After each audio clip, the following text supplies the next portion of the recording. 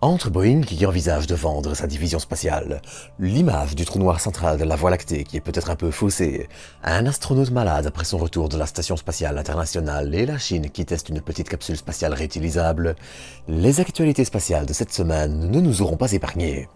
Comme à chaque fois, je vous propose donc de revenir ensemble sur l'essentiel à retenir de ces derniers jours et de voir ce qu'il faut retenir de plus intéressant ou plus important.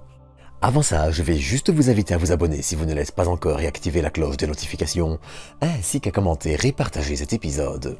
Enfin, pour ceux qui veulent soutenir gratuitement la chaîne, n'hésitez pas à aller faire un tour chez AstroShop via le lien en description pour vos achats de matériel astro, peluches en forme de planète, météorites martiennes, lunaires et autres. Sur ce, pour rester dans le thème du système solaire, je vous propose de parler un peu comète. Car alors que la comète C2023-3 Tsushinchan Atlas n'est désormais plus visible à l'œil nu et demande un petit télescope ou un appareil photo, on attendait dans les prochains jours une autre comète potentiellement bien plus lumineuse. C2024 S1 est en effet une comète devant frôler le Soleil, avant d'être visible tôt le matin dans les prochains jours, même si sa proximité avec le Soleil signifie qu'on ne pouvait espérer en voir que la queue dans nos régions. Malheureusement, comme toutes les comètes s'approchant du Soleil, cette dernière a particulièrement chauffé suffisamment pour la faire se fragmenter. Si ce phénomène n'est pas systématique non plus, il est malheureusement courant et il faut désormais oublier cette comète qui s'est entièrement vaporisée ces derniers jours alors qu'elle s'approche encore plus près du Soleil que Mercure. Il faudra donc se consoler avec ces 2023-3 Tsushinchan Atlas qui, à défaut d'être un spectacle inoubliable de par sa courte période de visibilité, aura malgré tout été photographié et nous laissera un beau souvenir. Mais ça n'allait pas non plus être la seule actualité importante de la semaine, loin de la même. On allait en effet aussi avoir l'occasion de reparler une nouvelle fois de Boeing. Et malheureusement, c'est encore pour évoquer les difficultés de l'entreprise. Bon alors je résume ici une situation très complexe, mais depuis quelques années maintenant, Boeing va mal. Et cette situation a commencé à attirer l'attention du grand public avec la série de terribles accidents des 737 MAX. Alors bien sûr, on évoque aussi parfois Boeing pour rien. Beaucoup des incidents relayés dans les médias ne sont en effet pas liés à Boeing, mais viennent de la maintenance faite par les compagnies aériennes. Mais bon, ça ne justifie pas tout. La capsule Starliner, qui avait lancé 2 astronautes vers la Station spatiale internationale en juin, a par exemple souffert de dysfonctionnements poussant la NASA à choisir de ne pas ramener les astronautes à bord de la capsule. Alors bien sûr, on est loin du scénario des astronautes prisonniers de l'ISS et la capsule allait malgré tout réussir son retour sur Terre, mais si on ajoute tous les différents problèmes rencontrés dans le spatial, l'aéronautique et la défense, notamment avec certains missiles, eh bien l'entreprise n'enchaîne pas que les réussites. Viennent encore s'ajouter à ça de sombres affaires de fraude et la perte il y a une semaine d'un satellite Intelsat construit par Boeing et lancé en 2016, satellite dont le système de propulsion allait commencer à dysfonctionner il y a quelque temps déjà, et les critiques sur le coût du lanceur lunaire SLS construit pour la NASA et le programme Artemis, on peut le dire, Boeing a énormément de pain sur la planche pour redorer son image. Mais les choses commencent aussi à changer. L'entreprise veut en effet revoir sa politique intérieure et passer cette période difficile de son histoire. Et ça se fera peut-être avec un sacrifice. Il semble en effet que Boeing envisage de revendre sa division spatiale afin de se recentrer sur ses activités essentielles.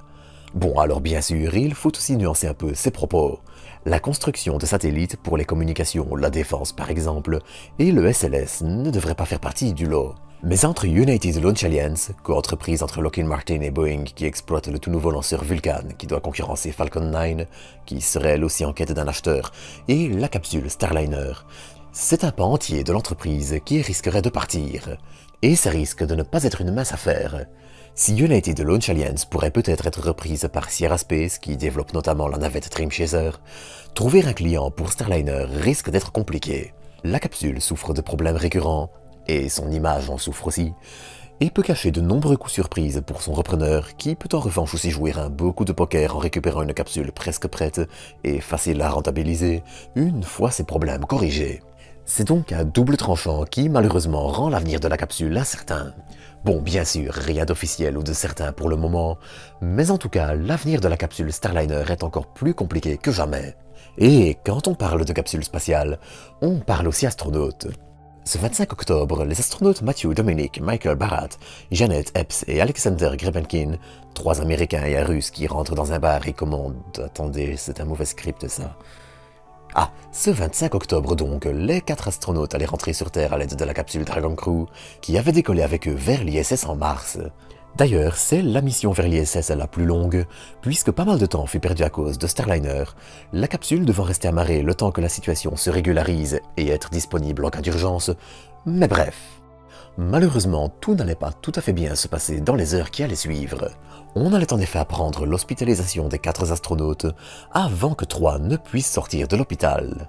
Sans que l'on en sache vraiment plus sur l'identité de l'astronaute ou les raisons de son hospitalisation, un des 4 astronautes a néanmoins été hospitalisé même si son état semble stable. Alors c'est probablement un problème mineur, mais il faudra hélas attendre pour en savoir un peu plus. En revanche, ce sur quoi on en sait un peu trop plus, vous allez comprendre, c'est cette photo. Vous vous souvenez sûrement de cette image publiée en 2022 qui montre le trou noir central de la Voie lactée. Unique en son genre, même si elle est comparable à celle du trou noir de Messier 96 publié quelques années plus tôt, cette image a fait sensation à sa sortie. Mais elle serait aussi légèrement faussée. Alors, grosso modo, elle montre le disque d'accrétion, un disque de matière, gaz et poussière en rotation autour du trou noir central de la Voie lactée. Mais une récente étude d'une équipe japonaise qui a utilisé notre méthode de cartographie suggère que cette image aurait malheureusement été faussée par les algorithmes de traitement et que le disque de matière semble légèrement plus allongé et plus dense d'un côté que de l'autre. Alors je résume ici un sujet très complexe, mais en gros, il faut s'attendre à voir l'image changer dans les prochains mois et à ce qu'on en reparle encore.